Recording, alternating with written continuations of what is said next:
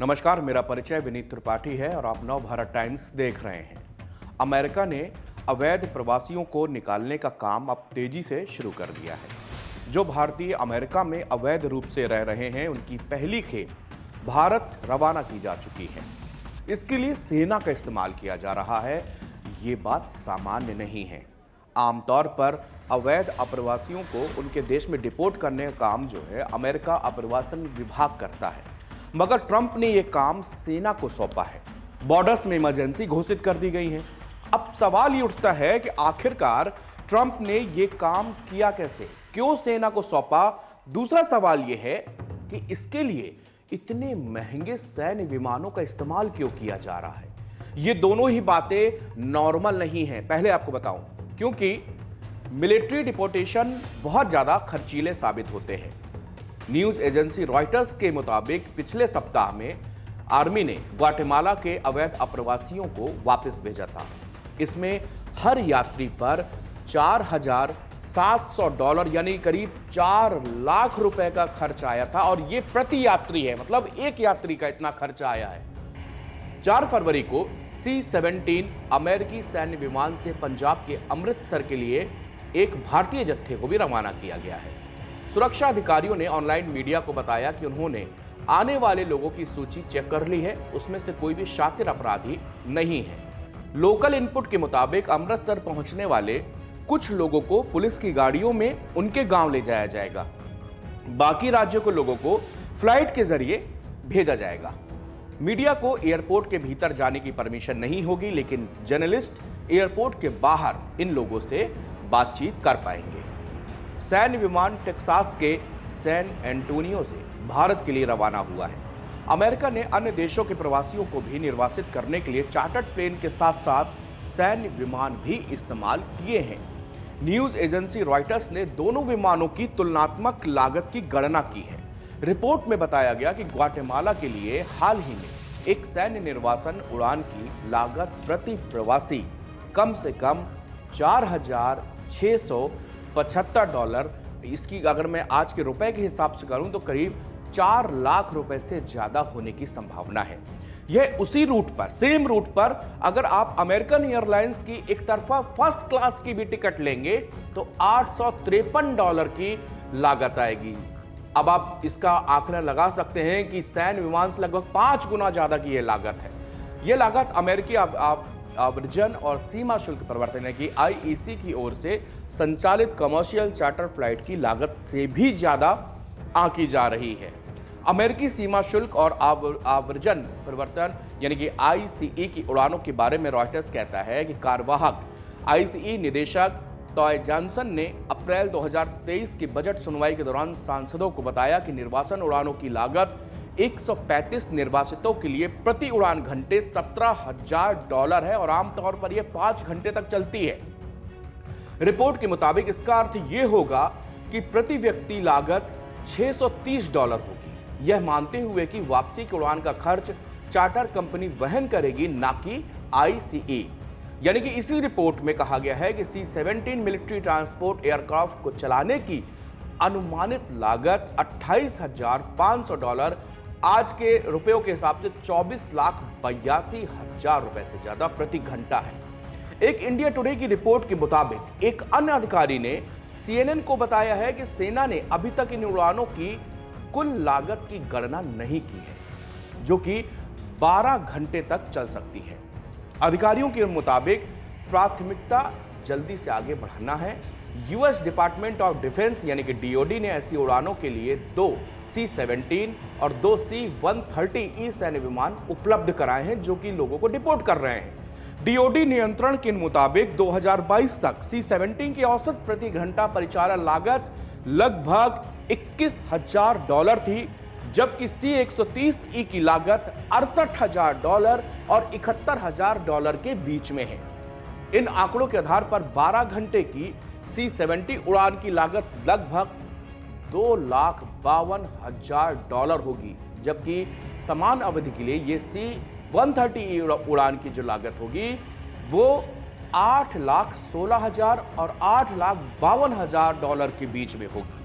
2021 में ICE की website पर पोस्ट की गई जानकारी के मुताबिक आईईसी एयर उड़ानों की लागत प्रति उड़ान घंटे $8,577 थी। भारत के लिए डिपोर्टेशन फ्लाइट अब तक की सबसे लंबी उड़ान है। अब तक ग्वाटेमाला, पेरू, होंडुरास और इक्वाडोर के ऐसी उड़ान भरी गई हैं। कोलंबिया के लिए भी एक सैन्य विमान उड़ा था, लेकिन देश ने प्रवासियों को वापस लाने के लिए अपने खुद के विमान भेजे। उन्होंने अमेरिका के सैन्य विमान को वहां पर लैंड करने से मना कर दिया। इंडियन एक्सप्रेस की एक रिपोर्ट की जिक्र करते हैं यहां पर कि अमेरिका की ओर से निर्वासन के लिए सैन्य विमान का इस्तेमाल का संबंध जो है ये प्रतीकात्मकता है।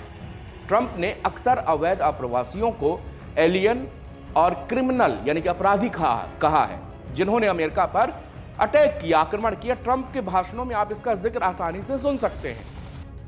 सैन्य विमानों से अप्रवासियों को निर्वासित किए जाने की इस जो पूरी प्रक्रिया है, इससे एक संदेश का हिस्सा माना जाता है कि इससे ट्रंप अपराधियों के प्रति सख्त हैं। ये मैसेज देना चाहते हैं।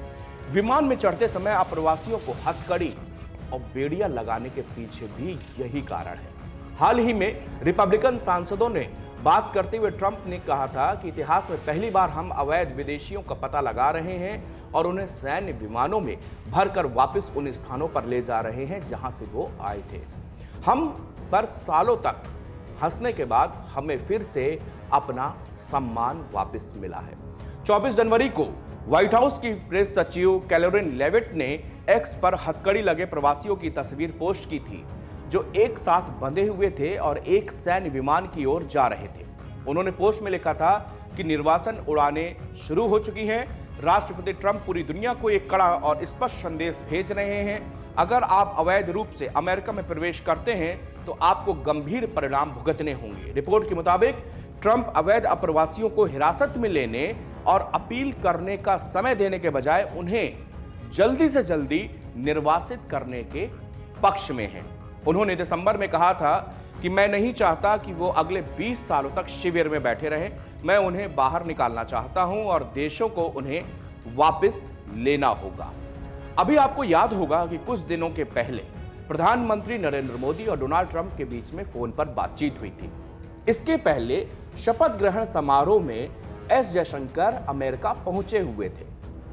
ट्रंप की और मोदी की फोन पर बातचीत के बीच में ही ट्रंप ने इसका मुद्दा, अवैध प्रवासियों का मुद्दा पीएम मोदी से भी उठाया था। इस बारे में खुद डोनाल्ड ट्रंप ने ट्वीट करके जानकारी दी थी कि भारत के प्रधानमंत्री नरेंद्र मोदी से मेरी बातचीत हुई है। इस दौरान अप्रवासियों के मुद्दे पर भी मैंने बात की है। भारत ने कहा है और भारत से उम्मीद करता हूं कि वो जो सही होगा, जो उचित होगा, वो भारत करेगा। और भारत ने इस मामले में भी अपनी सहमति जताई है। और क्यों जो हमारे नागरिक हैं जो अमेरिका किसी कारण से गए हैं, लेकिन वहां पर ज्यादातर जो भारतीयों के मामले हैं वो वर्किंग वीजा वाले हैं, यानी कि वर्क परमिट लेकर वो अमेरिका गए और वहां पर उनका परमिट एक्सपायर हो गया, उसको दोबारा रिन्यूअल नहीं कराया गया। और ज्यादातर ऐसे ही लोगों की संख्या अमेरिका में है जिनको अब डिपोर्ट किया जा रहा है। पंजाब सरकार ने सख्त आदेश ये दिया है कि जो हमारे इंडियंस, भारतीय वापस आ रहे हैं, उनका ध्यान रखा जाए, उनको वेलकम किया जाए और उनको एक फ्रेंडशिप के जरिए, एक दोस्त के जरिए उनको रिसीव किया जाए, ताकि हम ये मैसेज दे पाए कि हमारा हिंदुस्तान उनके लिए आज भी वैसे ही है जैसे वो कभी अमेरिका छोड़ के गए थे। जैसे वो अपना देश छोड़ के किसी कारणवश, किसी मजबूरीवश, किसी नौकरी के बस वो जब उन्होंने अपना मुल्क छोड़ा, अब वो वापसी कर रहे हैं तो उनको अलग ना लगे, उनको ये बुरा ना लगे कि मुझको वहां से डिपोर्ट किया गया है तो यहां पर भी हमारी कोई इज्जत या कोई वैल्यू नहीं है। इसके लिए पंजाब के मंत्री खुद एयरपोर्ट पे मौजूद रहेंगे, आला पुलिस अधिकारी वहां पर मौजूद रहेंगे, एक एक करके नाम की चेकिंग की जाएगी। इसको लेकर पंजाब के डीजीपी जो है लगातार केंद्रीय सुरक्षा एजेंसियों के संपर्क में है। उनका खाका पहले ही खंगाला जा चुका है कि अमेरिका से जो लोग आ रहे हैं, जो अमेरिका से लिस्ट आई है, कि क्या उसमें कोई क्रिमिनल तो नहीं है, कोई आदतन अपराधी तो नहीं है। अगर ऐसे लोग होंगे तो उनको अलग से रखा जाएगा या फिर जो भी कानूनी प्रक्रियाएं होंगी उसके साथ पालन की जाएंगी। लेकिन फिलहाल नजर इसमें है कि अभी तो 200 की खेप है, टोटल 17,000 से ज्यादा अप्रवासी इंडियंस हैं। लेकिन जो टोटल अगर पूरे अमेरिका की बात करें तो यह आंकड़ा 7 लाख से भी ज्यादा है। कितने लोगों का डिपोर्टेशन होगा, वहां से वापसी होगी, और अब जो डोनाल्ड ट्रंप जिस तरह से इस मामले में सख्त नजर आ रहे हैं और जिन्होंने पूरी सेना को इस काम में लगा दिया है, बॉर्डर्स में इमरजेंसी लगा दी है, तो ऐसा लग रहा है कि अब ट्रंप अपने देश को पूरी तरह से वो फ्री करना चाहते हैं। किसी भी तरह का कोई अप्रवासी वहां पर अमेरिका में नहीं रह पाएगा। अलग अलग देशों में कई फ्लाइटें रवाना हो चुकी है, भारत भी एक खेप आ रही है। इसी के साथ अब आगे देखना होगा कि और किस तरह से उन प्रवासियों को अमेरिका भारत डिपोर्ट करेगा। शुक्रिया।